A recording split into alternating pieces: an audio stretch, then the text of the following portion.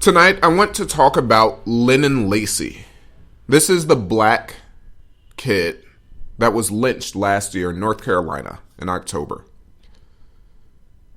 And what I'm going to say is probably going to offend most of you. I'm going to be stepping primarily on toes.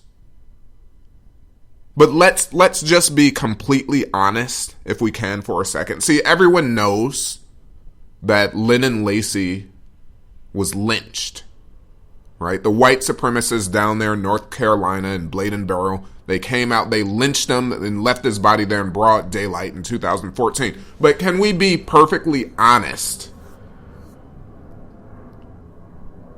They weren't the first people to lynch him. See, I'm not going to justify this in no way.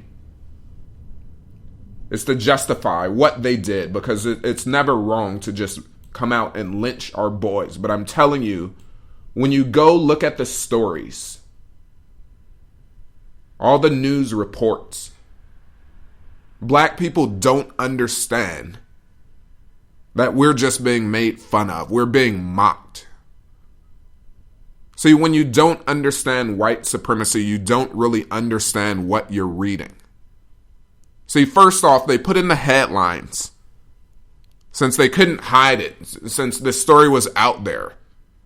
They couldn't cover up this story. So they said, this black boy was lynched down in North Carolina. And this is a place that the blacks down there, they call this place Cracker Town. They call it Cracker Town. And black people, this was made to placate you.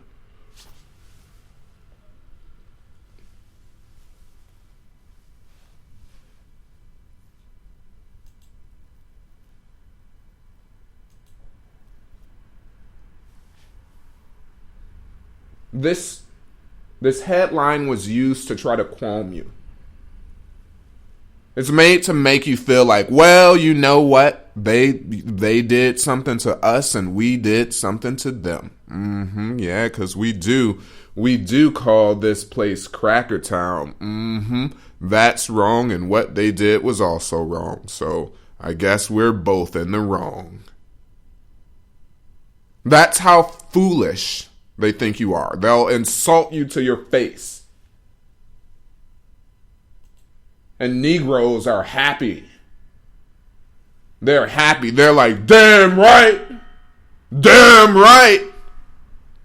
Damn crackers. And they believe that name calling equals justice. That is what Negroes will do. They believe name calling. You're going to name call your way out of this. This is what the Negro has been programmed to do. You think you can still name call your way out of this? We still believe we can pray our way out of this. We think we can pass on hope and luck our way out of this. We think we can dress our way out of this. We think we can change the inflection in our voices out of this. We think we can beg our way out of this, dance our way out of this, jig our way out of this, coon our way out of this. And it won't be working. How is it working out so far? This is why you don't hear me name calling. Because you cannot name call your way out of white supremacy. It's just wasted energy.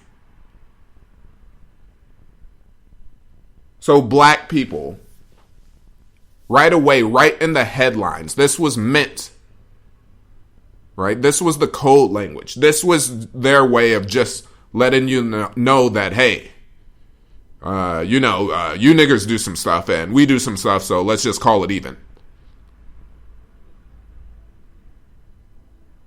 And when black people read these stories, they accept that. They say, makes sense. They did wrong, I did wrong. I guess we were both wrong. We'll call that even.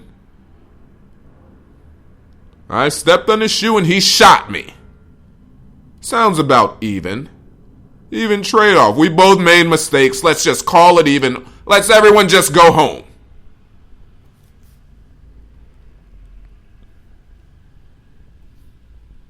We don't understand when we're being mocked, brothers and sisters. And I'm here today to propose to you that I don't know when we're not being mocked. So first off, that's one thing. Another thing I really want to dwell on tonight is the fact that Lennon and Lacy, if we could be perfectly honest, if we could be as curt and frank and direct and articulate as possible, Lennon and Lacy wasn't going anywhere. And he wasn't going anywhere because his family wasn't taking him anywhere. Now, I'm not trying to stir up the emotions of the family or people close to him because they lost their son, they lost a brother, some people lost a friend. I get that. But we've got to look at the facts of this story because this is something that everyone can go out there and you can verify what I'm presenting to you because it's in the papers. Lennon and Lacy's dream was to be a professional football player. And is it, let me just throw this out there. This is also, his dream was to go work for the same group of people that killed him. Thought I'd just throw that out there right now. But anyway, his dream was to be a professional football player. And later on in the story, they mention that he was last seen in his Jordans, brand new $130 pair of Air Jordans. And also, by the way, I forgot one little detail. Later on, they mention when his mother could afford it, she would lend him $7 to go to the gym to work out. That's the last detail I forgot to mention. Now, can someone tell me, where was Lennon and Lacy going? From this poor, impoverished, dusty family with nothing, they don't have $7 for their son's dream. They lent him the money. Brothers and sisters, I am not making this up. Go read it. Blacks, we're always given a platform. White supremacy will always give you a platform to stand up, to say something foolish, to just babble whatever idiotic nonsense comes out your mouth. You'll always be given a platform for that. Every single time you knock on the door, hi, I'm a black man with something intelligent to say. No one's home. Let me try again. Hi, I'm a black man with something intelligent to say. Well, that's strange. No one's home. Hey, LeJamar Quavius, can you try the side door? Just 30 meters away from me. I'm out here. I'm a black man. I don't really have nothing important to say. I want to talk about like my swag. Hey, come right in. What? You want to talk about your swag? Yeah, I want to talk about my swag and how I got much more than you. All right, cool. Here, I've got this platform for you. Here are some cameras. Why don't you get on TV and explain to everyone how much swag you have and how many units it is and how it's much more than mine. And by the way, we'll put you on the radio. Are you into modeling? We'll put you on the cover of some magazines. And let's get you to talk to some teens. And let me ask you some questions about some important issues. See, you'll always be given a platform to just show how stupid you are.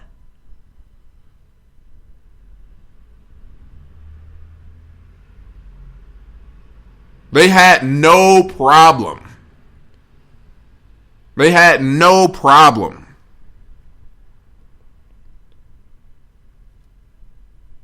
putting that out there for you. And white people understand this. See, the reporters that wrote these stories, they were laughing at you. They were mocking you. Because they understood. Because they have children also. They have nephews. So when they sat there and interviewed you about your life, and you're telling them about your murdered son's dream, and he was going to make it to the NFL, and I used to try to help him with his dream. Oh, and how did you help him? When I would give him money to support what he needed and get him some resources. How much money? I would get him $7. What do you mean get? You mean you would give him $7? No, I would lend him $7 so that he could go to the gym sometimes when I could afford it. Peter, hey, we got a story. Listen to this. This woman, she said she would lend her son, a teenage son, $7 so that he could work towards his dream. Let's put this in a story. Oh, this is gonna be good. This is good. This woman actually believes that her son was gonna make it to the NFL. This is hilarious. This is hilarious. What? My son, we've got him a gym membership. He's got a personal trainer. This is just insane. This woman, she thinks her son, well, they don't even have a gym membership. We've got a personal trainer. My son, he's one of the top 30 recruits. This woman is so delusional. Wow, I love it. I love it. Let's put her in a story. Let's mention that part. Let's mention the fact that she didn't have $7 for her son and then she believes he was going to make it to the NFL. This is hilarious. You'll always be given that platform. See, they had no problem putting that out there. They had no problem putting that out there that you guys were just broke. Flat broke. Not even broke is a joke. Jokes need money. Because time is money. You guys are just broke. Have to lend your 17-year-old son $7. And supposedly, he was going to make it all the way to the top in one of the most competitive sports in America. And he's competing against other teens whose families have money, whose families put them into football camps, whose family hire professional coaches, speakers, ex-NFL players to come guide them. See, black people, we don't understand when we're being mocked. So I'm asking you, where was Lennon Lacy really going? Can someone tell me, where was he going? Because I think it's horrible that it's disgusting that this boy was murdered by dogs. And I think it's equally as disgusting how we raise our children like dogs. And then all that we leave them with is this opportunity to be murdered by dogs.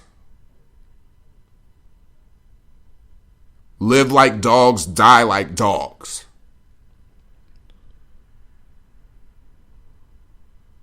Still thinking like old niggas.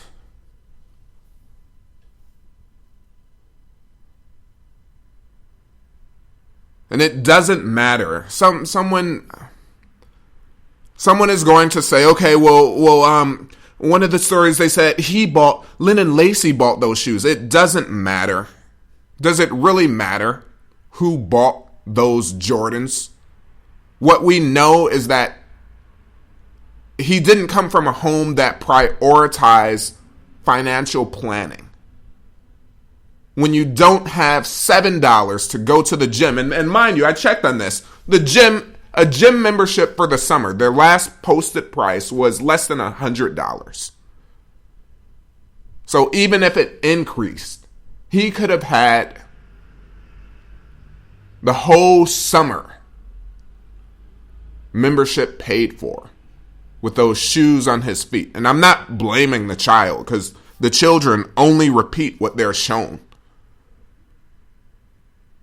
When you show them nonstop, like, look, this is how you waste money. You gotta look flashy. You gotta put on some fly shoes. Look at the fly shoes. Yeah, look at my shoes. Look at the fly shoes. Ooh, look at my car. Look at these hubcaps I got on. Look at the rims. Look at this. Look at the paint job I got on my car. Meanwhile, the fridge is empty. Lights are off. Savings, forget it. Living mouth to check when there's a check. Just barely even living. Not even getting by. Just trying to scoot by. Can't even scoot. When you teach your children to live like dogs, I don't blame children. I've got a family full of Negroes like this. A family full of them. And this is how I know Lennon Lacy wasn't going anywhere. Lennon Lacy wasn't going to be doing a damn thing in 10 years. When you come from a family that just teach an environment that teaches you nonstop to think poor, to act poor, to behave poor, to live over in the gutter, to continually set yourself up nonstop, whatever you can do to sabotage yourself, do it. He wasn't going anywhere. He was not going anywhere. Brothers and sisters, I'm telling you, don't be angry. Don't tell me about, well, I don't like the way you said it in your tone. I'm telling you, he was not going anywhere. There's only one way you can say that. You say the truth. If you don't like the fact that that is the truth, I'm sorry about that. That's not my problem.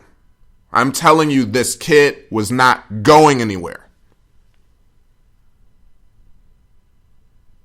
And I'm not justifying that that's the reason he deserved to be lynched, because our black boys don't deserve to be killed. They deserve to live. But I'm telling you, brothers and sisters, we're supposed to be giving them a life.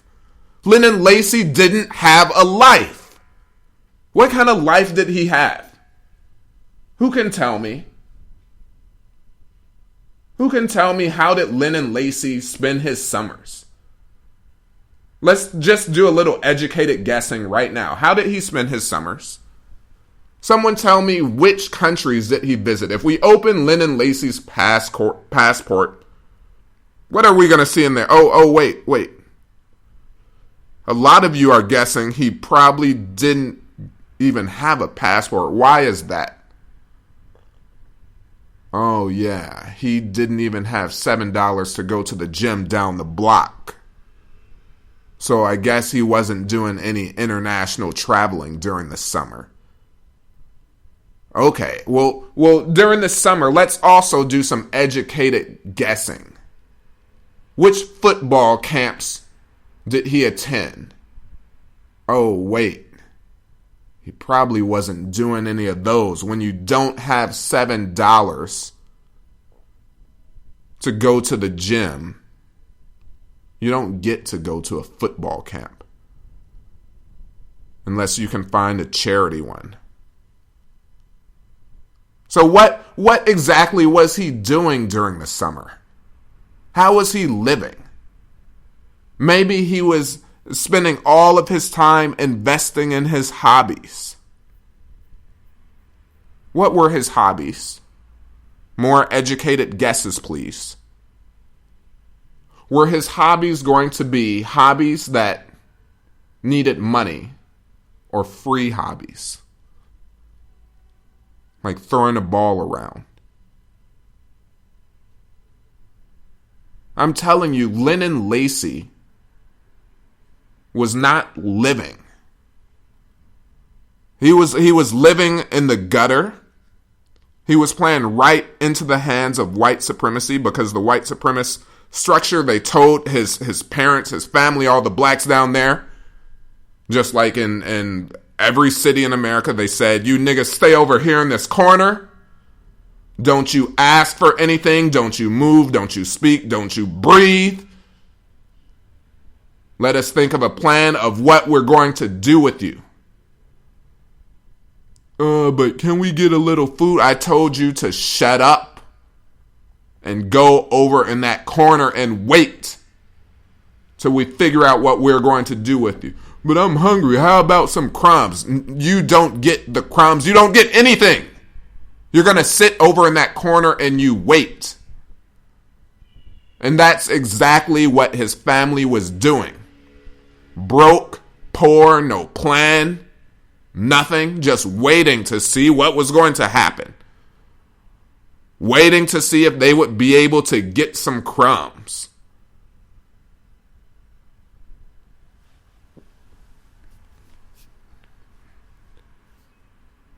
We keep trying to scheme our way out of this and tell ourselves that we're living better than we actually are. We live in a fantasy, delusional world where we keep saying it's not so bad. It's not that bad. It's not exactly as I describe it. Lennon Lacy's life wasn't that bad. You don't know him personally. It wasn't that bad. He had something going for himself. What did he have going for himself? Sure wasn't in any of those newspaper reports. His family sure didn't mention it in any press conferences. As I went and I checked those out, I watched them. They didn't mention any of that. And the reason they didn't is because he didn't have anything else. They told him, look, we don't have anything for you. We don't have we don't have a plan. We don't have money. We don't have resources for you, boy.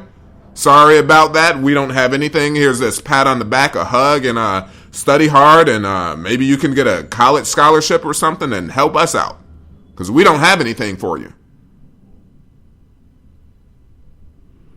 That's why the newspaper reports and his mother and everyone, they said, well, his dream was to play for the NFL one day.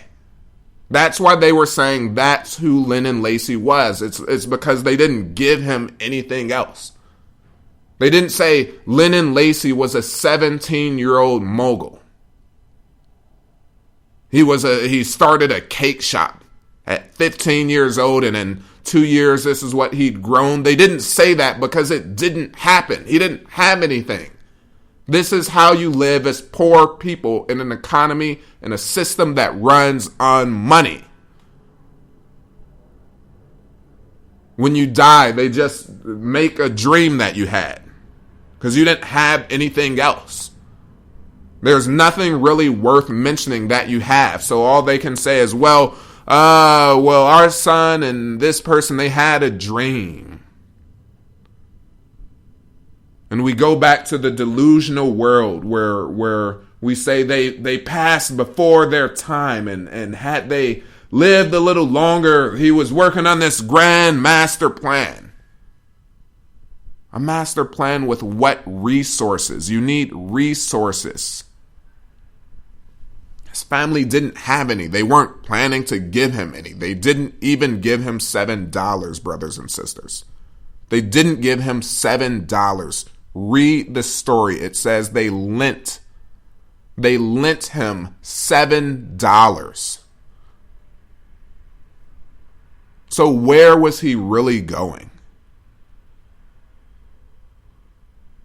He was going to be scraping a toilet And McDonald's, maybe.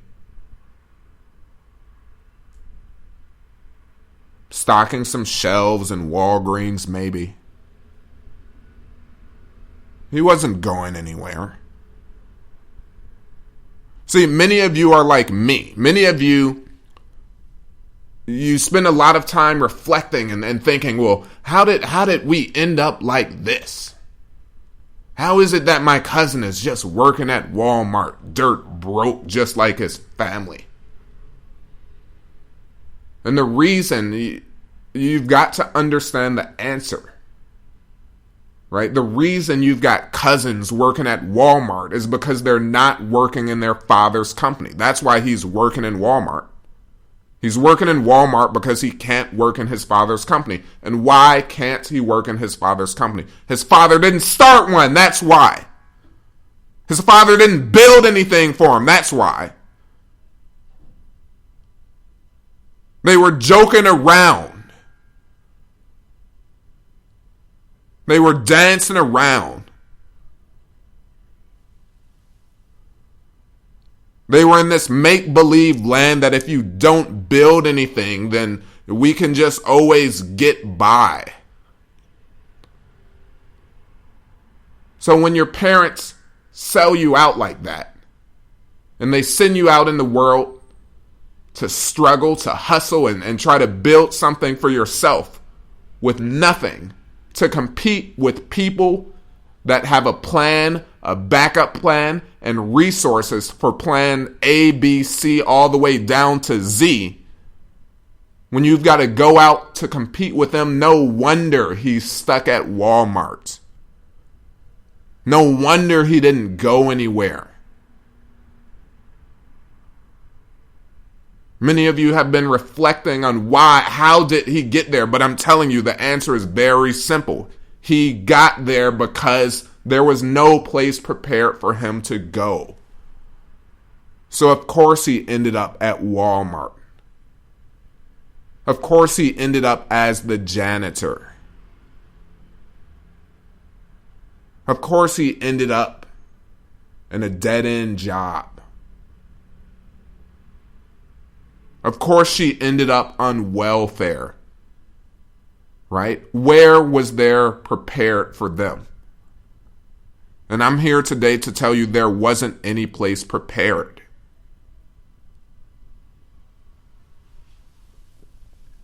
Lennon Lacy wasn't going anywhere. Get that through your heads. We keep telling ourselves, but that's not the time to say it because, that's kind of sensitive. And his family, they lost a son. I know that. But what I'm here talking about is that this is how our children are still living. If I could use that word, living. I'm saying this is how they're still surviving. And they're not even surviving. Look at Lennon Lacy. I'm saying this is the life they have. This is how you live under the system that we have like right now, like dogs. And this is what you accept. And you're still trying to make excuses and say that, well, we're not supposed to talk about it. The only reason I'm using Lennon Lacy's story is because this is something you can go check for yourself. The information we have is out there about him. This is a simple case study. I've never met his family. I only know I know enough from what I read. They didn't build anything for him. He wasn't instructed on how he was supposed to live his life. That's why he didn't understand that 31-year-old white woman with 2 kids, that was his girlfriend. That's why he didn't have a problem being with her. That's why he had time for her and her kids. Go read the stories. It's because he wasn't actually instructed on how to live a better life in the future. He was preparing himself to be right there in the gutter, in the bottom of society with his parents. She came along and just made everything easier. Shoot, got this fine white woman, 2 kids, perfect. She's dirt broke, perfect. Yeah, and I'm going to go to the NFL. Yeah, and this all sounds good, and let's just, let's go back in our fantasy land, and things are going to work out. And hopefully, in 5 years, I'll be right back here. If you ever leave, that is.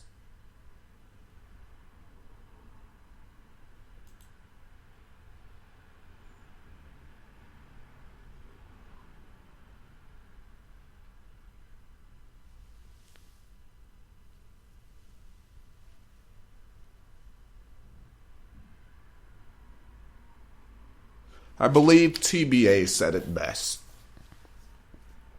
They hate you because you're black. They victimize you so easily because you're poor. Brothers and sisters, it does not do us any good being broke, poor, ignorant, weak. It doesn't do us any good lacking power. We don't have resources. What good? It just makes us sitting ducks.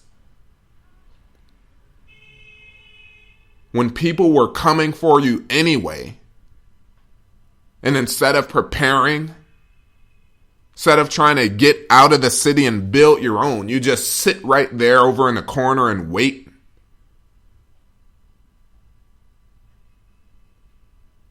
They tell you, you Negroes just wait over here.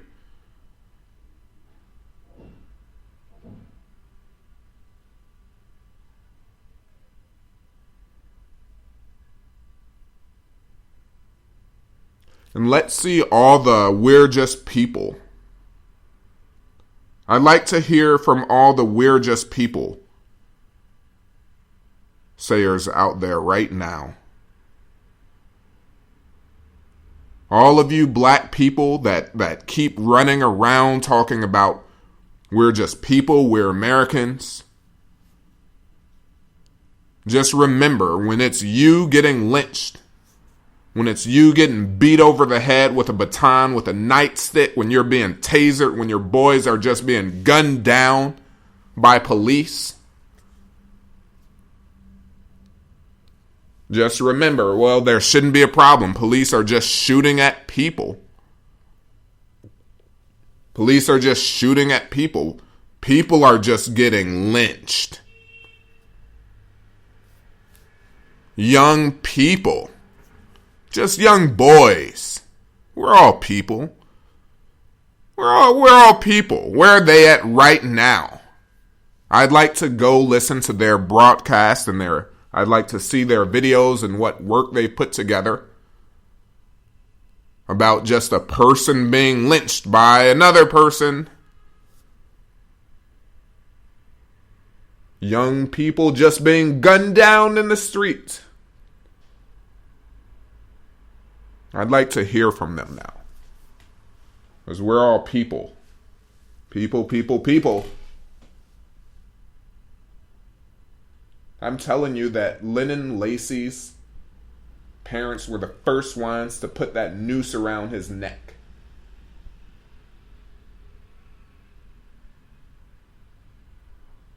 It doesn't help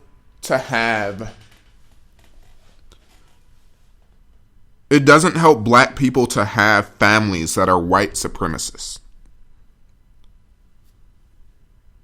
See, this is a huge problem that I have in my family. And when you understand what you're dealing with, you better run as fast as you can. You get the hell out of the room. You get to a safe place and you develop a plan to make sure that you're going to fight that white supremacists until you die. It doesn't do us any good when these people are your family. See, that's another problem. Lennon Lacy, he grew up in a home with white supremacists. This is why even after he was lynched, even right after he was lynched, nothing happened. Nothing happened. There was a march, and what did the march produce? Nothing. There was a rally, and what changed after the rally? Nothing. There were news stories, and what changed after the news stories? Nothing. There were meetings, and what changed after the meetings? Nothing. There were questions asked on the news to the police department, investigations. What happened after all of that? Nothing. Because when your family is the white supremacists, nothing is going to happen because their job is to make it look like something is happening. To say that change is right around the corner and we came out and we marched and we showed them what we stand for, which is nothing.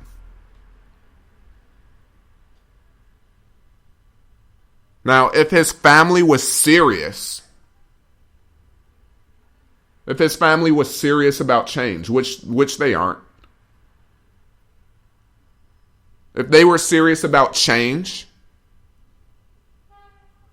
they would get their financial situation together.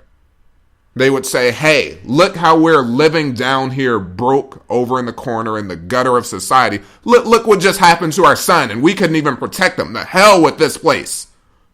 The hell with this place.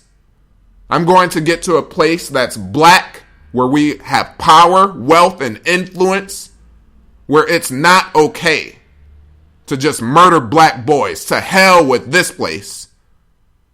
And if it doesn't exist, I'm going to build it. The hell with this place. I won't allow a single black child to be murdered in broad daylight like this again. I'm serious about black empowerment. I'm going to build the city. I'll build an independent economy.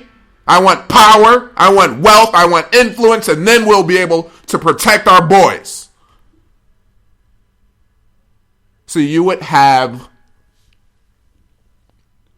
your actions change.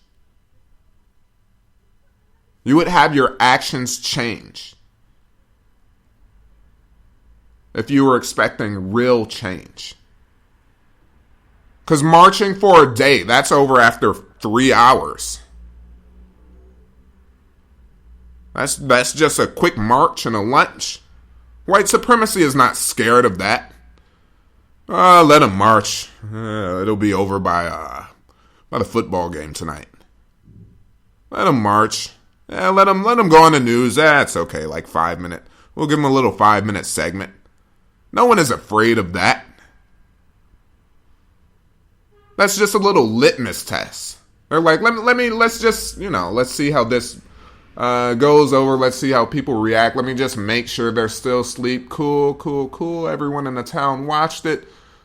And they're planning a march. Okay, let's see how that goes. Good. They just cried and shouted a little. All right, cool. Nothing's changing. See, they're more than happy. They're more than happy to give you that opportunity. This is just a little social experiment. They just had to confirm. Can we still lynch black boys in public? Let's do a little check and see. Were they a little sad after like usual? Check, as expected. Did they march? Check, as expected. Did they contact the local NAACP chapter? Check. Did they pray? Check. Good. And let's see, what else do those blacks always do? Oh yeah, did they pray some more? Check. Then did they talk about this is a time of coming together and healing? Check. Good. All right, cool. Well, looks like things are running smoothly here. No problems. Did they beg us for another investigation? Check. Now, I'm not exactly sure how that works. If someone could explain this to me, how do you ask the same people that are covering up your son's murder to further investigate it? See, the reason you're asking the conspirators to help you is because we don't have our own independent investigating companies, detective agencies. When you don't have that, the only thing you can do is beg. Shoot, you don't have it. What are you going to do? Who are you going to call? Who's going to investigate your son's death? Who? You don't have those services available. You don't even have a gym for your son to go to, yet alone a company that's going to specialize in forensics.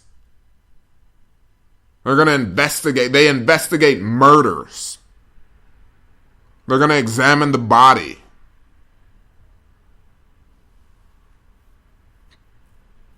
When you don't have that, of course, all you can do is beg.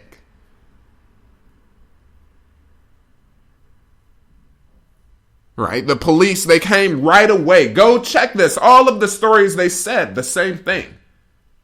When the mother arrived at the crime scene, they were wiping their hands. That's a wrap. Took down the crime scene tape. They said, well, this area, it's okay. Let's call it a wrap. Looks like it was suicide. Definitely suicide. Cool. Everything's, that's a wrap. We're out of here.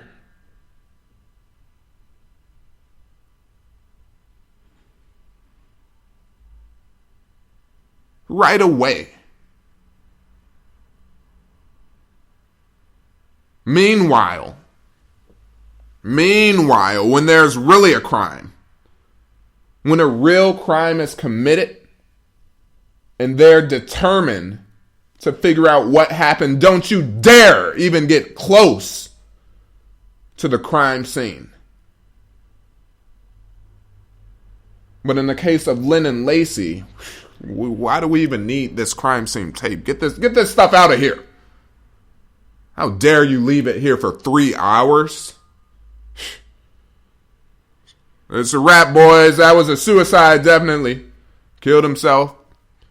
Oh, but are you sure? Could you investigate it further? Ma'am, he killed himself. These young kids today, we're all people and we're all people, and that's just what these kids do, Facebook and Twitter and tweeting and MTV and hanging themselves and drinking. That's just what kids do today, ma'am. Are you sure? He didn't seem like the type to want to hang himself and beat himself and leave knots on his head and switch his shoes. And are you sure? Do you think it could have been like because of that white woman he was with? Ma'am, no. Don't do that. Don't do that. I'm helping you here. Don't you understand all of the people I've got to work with? Don't you know I'm on your side, ma'am? I'm on your side. Don't you say that. I'm doing everything in my power to help you, ma'am.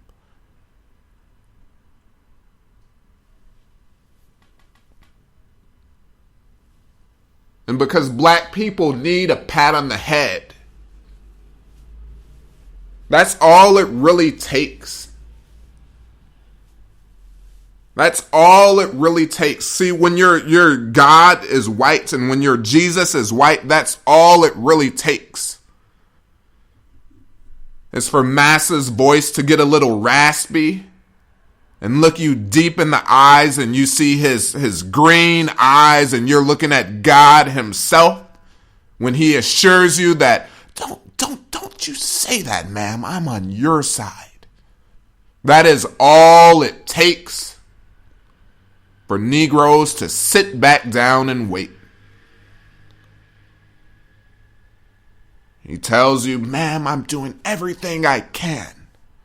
Don't say that. Don't you say it. It's not about race. No. Your son and my son, they played against each other. They played against each other last season. I was at the game too. I saw Lennon. He was a good player. Don't you dare say that.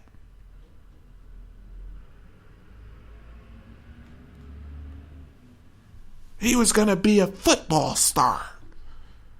He was going to do it. He was going to do it. It's just a shame that the people that killed him were dogs. I'll do everything I can. Are you sure, Massa? Yes, I'll do it. Just calm down. I'm on your side. Okay, I'll be patient. It's just hard. And that's really all it takes.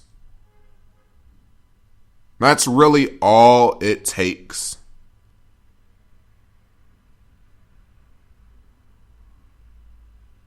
And this is where compartmentalization plays in. See, all you really need to do is to put the kind whites in the right places. That guy that's with the raspy voice, the sincere face, who might actually care. All you need to do is put him in front of Lennon Lacy's family, and it's a wrap. It's a wrap. That's it. Meanwhile, his boss, his boss is in on it. He goes back and he tells his boss, he's like, look, boss, I want to find who did this. I mean, my son and her son, they played together. I can't let this go. All right, calm down, Thompson. We'll look into it, and I'll bring in some investigators from the FBI. They'll help us out. Good, boss. Good. And when the boss and higher authorities collaborate and just say, like, look, we're going to shovel some papers and look like something's happening, we're not doing a damn thing. He's like, cool, that's exactly what I wanted. Just wait it to blow over. And the sincere guy comes back a week or two later. How's the case coming, boss? Like, I got all this pressure and we got to find the culprit. We're doing everything we can, Thompson. Just tell the family they've got to be pray, and let's come together, and we're all people. And so that's exactly what's going to happen. He's going to go back when the family's still hurt. Pain's coming up. They're getting anger again. They don't actually know what to do with the anger, but the anger's still there. They want justice, but they don't understand what the word justice actually means. Right? Black people would be more than happy to send a 91-year-old man to jail in exchange for the murder of their baby. Because we don't understand what the word justice means. They're playing for your babies, and you're just hoping, like, okay, well, I just hope this 45-year-old man that reproduced and already started his legacy can do a year or two in jail. Like, that would be justice for me. But all you have to do is put the family together with that guy, the sincere cop, and it's a wrap. It's done. It is done. And let's make sure we understand. See, the sincere, the genuine people that are not murdering you, those people are the weaker ones. Because if the murderers had less power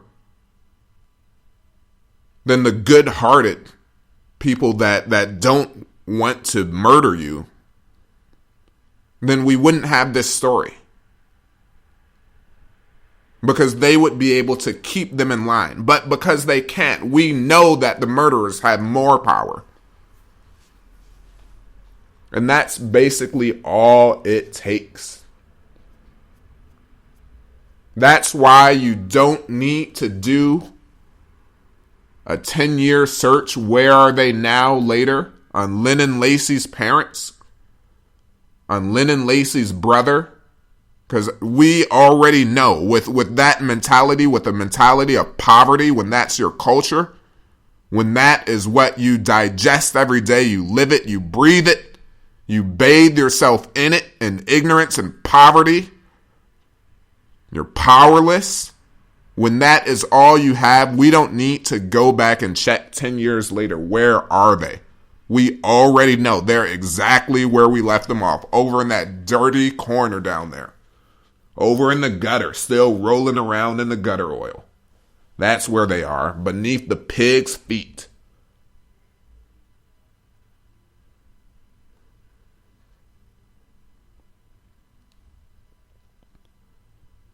We've got to stop raising our children like dogs.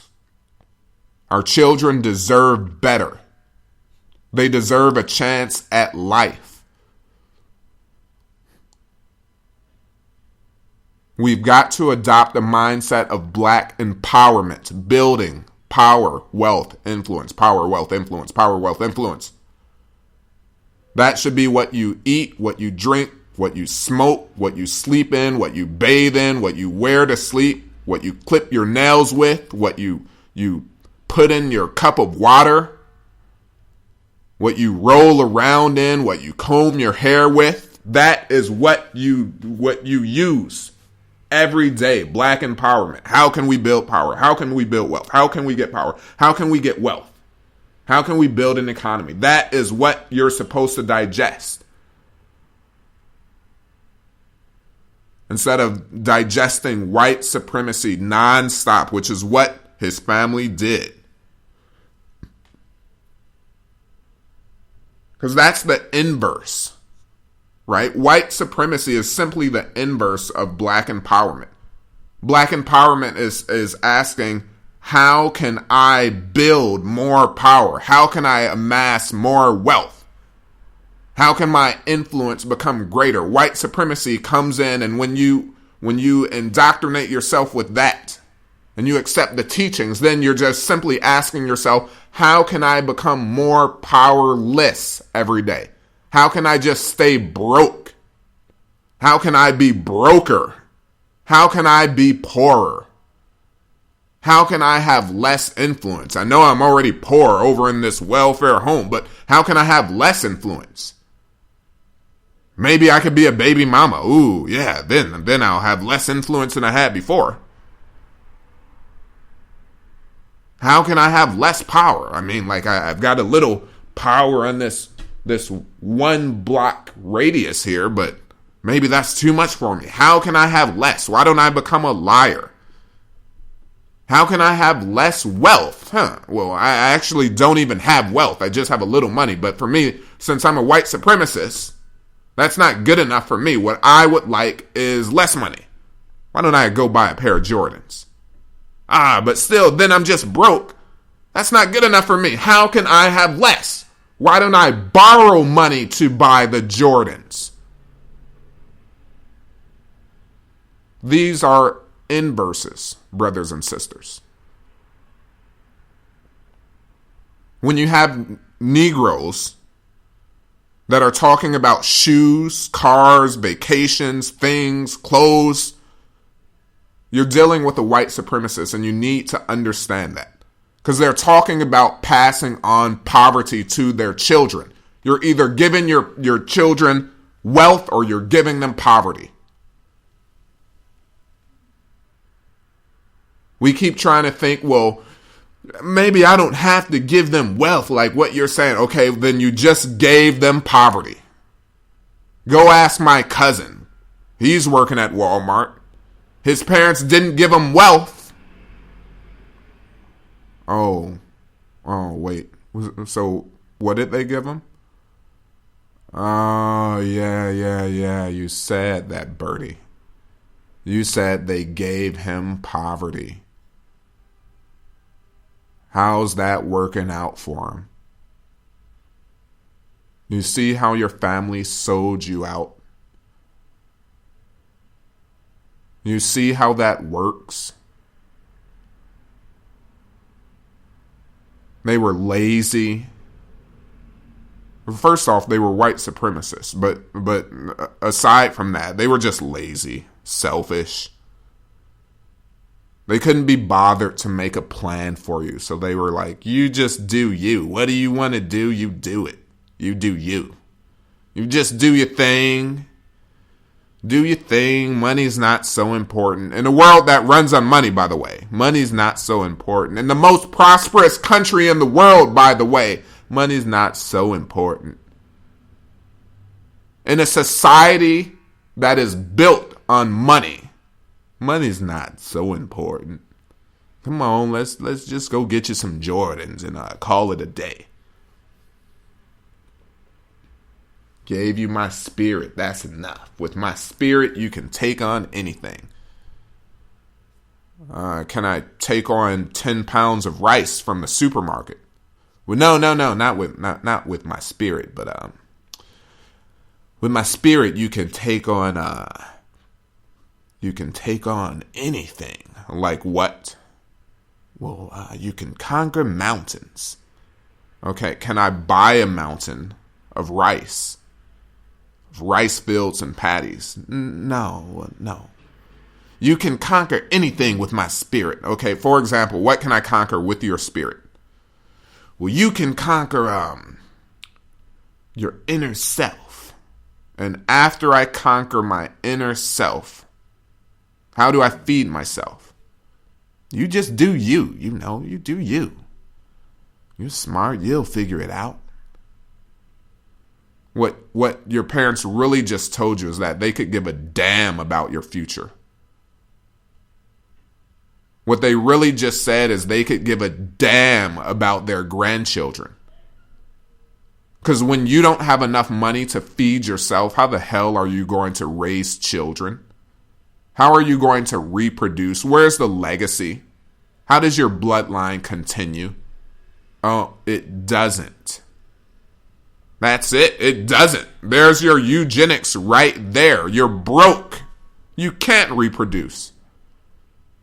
And if you do, they're just easy targets. We'll just come in and lynch them boys. They're easy targets. They're poor. And we keep trying to pretend that being poor doesn't matter. We keep saying, well, this is America. It's okay. We've got programs that are meant to catch you and you can get back on your feet. No, they catch you and they keep you poor.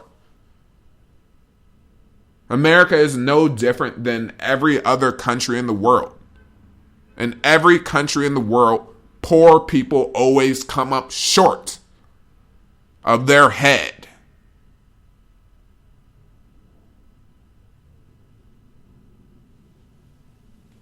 Poor people are just used as tools. Poor people are dispensable. When they die, when they go missing, when there's no longer a need for them, well, it's a wrap. We don't need them anymore. Get rid of them. And it's that simple. Can someone tell me if what I'm saying is wrong? Because people want to say that that's not true, that I oversimplified it. Can someone please tell me the name of the country that poor people are getting ahead? What country is it that poor people are running things? Poor people are making decisions. Poor people have the influence. Can someone tell me what country that is? Where is it that poor people are just running the show? Where do poor people decide when they get to live and die? Where? When they need that transplant, that liver transplant, which country is it that poor people are just getting them right alongside of the rich. Or before. Which country is that? Which country are poor people eating better food than rich people? I'd like to know. I would like to know the name of the country. Is that in Switzerland? Is it in Nigeria? Is it in Vietnam? Is it in Colombia? Is it Iran? Which country is it that poor people are living better or equally as well as rich? When your parents sell you out, they give you all sorts of excuses like that. And they tell you that the most important thing you're going to need in the future to live is not important. Because they couldn't be bothered to build anything for you. They couldn't be bothered to build an economy for you. They couldn't be bothered to start any companies. They couldn't be bothered to prepare a position for you to work in one day. So, when someone just marches up, lynches your boys in broad daylight, they look surprised because they can't figure out how and why. How is this possible in 2014? How is it possible? Well, everything was set. I mean, that was the perfect opportunity when you don't own anything. Imagine Lennon Lacy hanging from a swing set. Someone tell me about this. What would have happened if Lennon Lacy was hanging from a swing set in a town where blacks owned all the property, or the majority of it, or at least their proportionate share, where they owned all the property, where they owned a block full of businesses, if that were all black owned, where they controlled the government, they fund the police, what would have happened then? When you own everything, when the police are getting a little cut from you, when you guys pay the politicians, when you control and own everything, how would have that gone over? How long would that investigation be taking? When you can simply cut the check off. All the people you're paying, all the businesses you control, all the property that you have, you just say, hey, look here. We won't stand for this. So until you guys can figure out what happened to this little boy here, we're going to cut you off financially. Economically, we're going to punish you.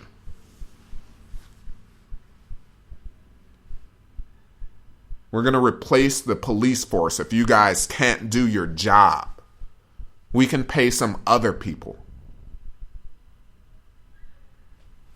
Tell me how that would have played out when you have power, when you have money. How long is the investigation going to take? See, when you're paying the police, I believe they're going to leave up the tape for more than 3 hours.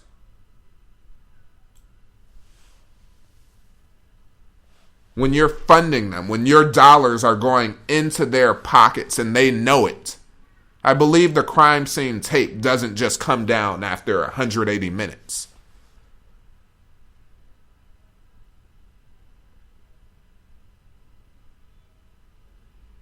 When you have power, wealth, and influence, I believe someone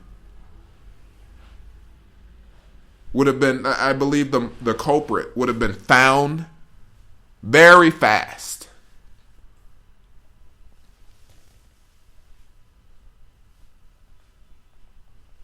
This concludes tonight's broadcast. I'm your host, Bertie Tolar. build power, wealth, and influence. Get the TVs, the slave boxes out of your homes. If you're black and you're still watching TV and worshiping white supremacy, you need it out of your home, or just be ready for the noose to come around your neck. And don't come asking me for any sympathy later. Because when you were supposed to be building your power, your wealth, your influence, your economy, you couldn't be bothered. You were too busy watching TV. And when the noose hits your neck, don't come try to befriend me then, because I'll be with the other blacks that are like-minded and building power, wealth, and influence.